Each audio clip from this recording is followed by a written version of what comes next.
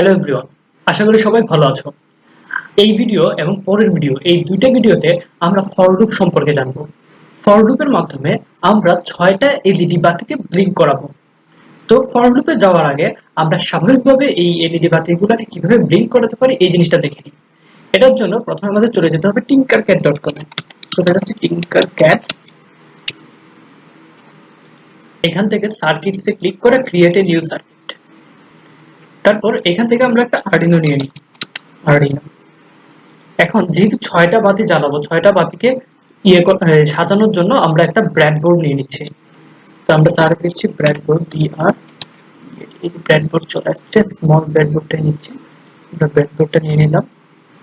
তারপর এখানে আমরা ব্রেডবোর্ড একটু সরাই দিচ্ছি। তারপর এখানে আমরা এলইডি নিব 6টা। তো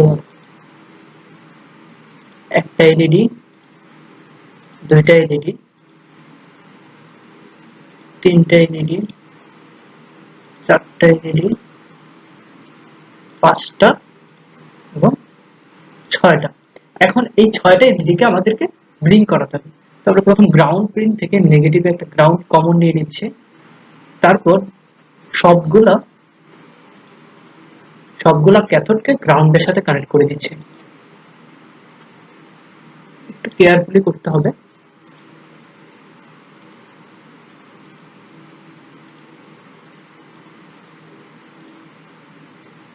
এখন অ্যানোডকে আমরা আরডুইনোর পিনের সাথে কানেক্ট করব। ধরো প্রথম যে বাতিটা, এই বাতিটার অ্যানোডটাকে আমরা 3 নম্বর পিনের সাথে কানেক্ট করলাম। তারপরটাকে কানেক্ট করলাম 4 নম্বর পিনের সাথে। তারপরটাকে কানেক্ট করলাম ধরো 5 নম্বর পিনের সাথে। তারপরটা কানেক্ট করলাম 6 নম্বর পিন।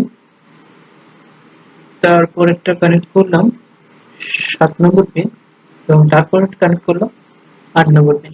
এখানে কানেকশনটা একটু হিজিবিজি হয়ে গেছে, তো তোমরা একটু সাবধানে কানেকশনটা দিবে যেন ঠিকঠাক মতো কানেকশনটা হয়।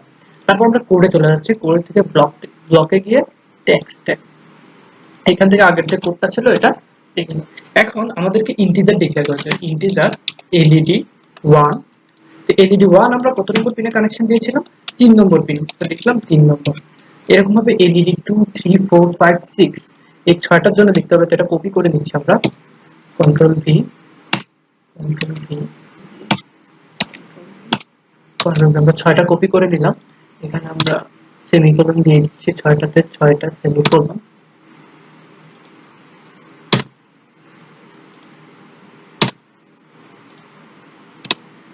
তারপর এখানে এলইডি 1 আছে, এখানে এলইডি 2 করে দিচ্ছি। আর এখানে 3 এর জায়গায় হয়ে যাবে 4। তারপরটাতে এটা হবে 5। এখানে করে দেব এলইডি 3। এখানে করে দিব এলইডি 4। এখানে হয়ে যাবে 6। তারপরটা হয়ে যাবে 7। এখানে হয়ে যাবে এলইডি 5, এলইডি 6। এখানে হয়ে যাবে 8। তো আমরা 8টা ইন্টিজার ডিক্লেয়ার করে দিলাম।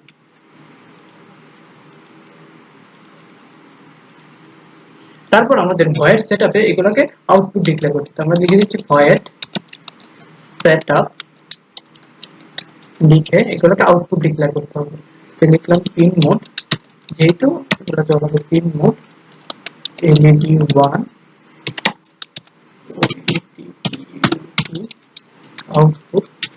তারপর হচ্ছে এই জিনিসটাকে আমরা কপি করে নিচ্ছি, control C, control V, control V, control V, control V. এখানে এলইডি 1 আছে, এখানে করে দিব এলইডি 2। এখানে হচ্ছে এলইডি 3। এখানে করে দিচ্ছি এলইডি 4।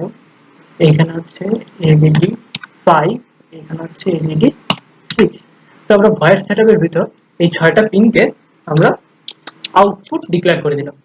এখন আমাদের লুপটা লিখতে হবে। তো ভয়েড লুপ, ফার্স্ট ব্র্যাকেট তারপর সেকেন্ড ব্র্যাকেট শুরু। এখন লিখতে হবে ডিজিটাল রাইট, ডিজিটাল রাইট, তারপর আর এটি digital write LED 1 high H I. তারপর হচ্ছে ডিলে, ডিলে আমরা দিলাম হচ্ছে 1000 মিলি সেকেন্ড। তারপর হচ্ছে আবার digital right, digital right LED1 W low, তারপর আবার ডিলে দিচ্ছি। এখানে হচ্ছে তারপর হচ্ছে আবার ডিলে দিলাম, ডিলে হচ্ছে 1000 মিলি সেকেন্ড। তো এটা হচ্ছে একটা একটা LED1 এর জন্য।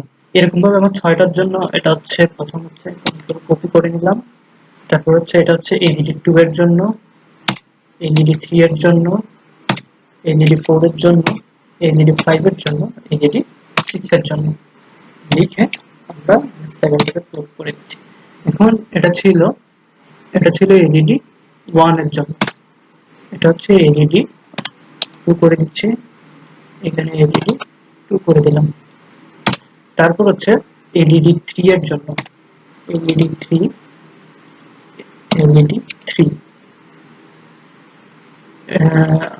আচ্ছা আচ্ছা এখানে একটু ভুল হয়ে গেছে, এখানে হবে এটা হবে LED2, এখানে একটা বাদ দিয়ে দিচ্ছি, এটা হবে LED2, তারপর এটা হবে LED3, তারপর এখানে স্পেসটা বাদ দিয়ে দেই, দিয়ে এখানে একটা এটা হবে LED4, এখানে হবে LED4, তারপর এটাতে হবে LED5, এখানে হবে LED5, এরপর হবে LED6, 5 এর পরে এখানে একটা। এখন দেখো আমরা টোটাল কোডটা লিখে ফেলেছি।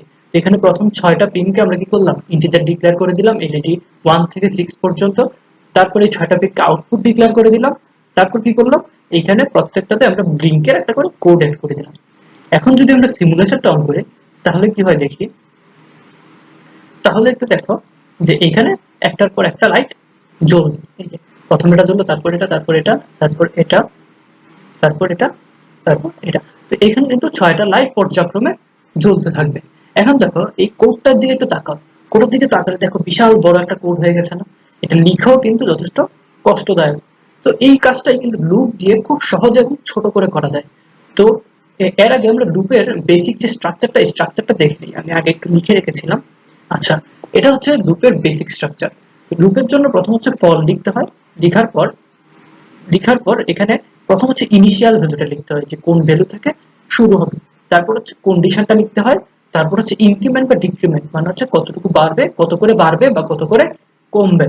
আর তারপর ফর, যেমন ধরো নিচের যে ফর লুপটা, এখানে হচ্ছে i equals to 1 মানে ইনিশিয়াল ভ্যালুটা 1 দেওয়া আছে, i এর মান 6 এর থেকে ছোট অথবা সমান হবে, মানে কি i এর মান 1 2 3 4 5 6 পর্যন্ত হবে, এবং i এর মান প্রতিবার 1 করে বাড়বে, মানে প্রথমবার যদি 1 হয় পরের বার হবে 2, তারপরের বার হবে 3, তারপরের বার হবে 4।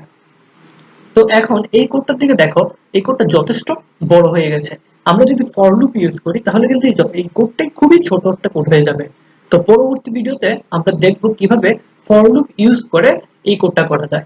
তো এই ভিডিওটা এতটুকু পর্যন্তই, দেখা হবে পরবর্তী ভিডিওতে।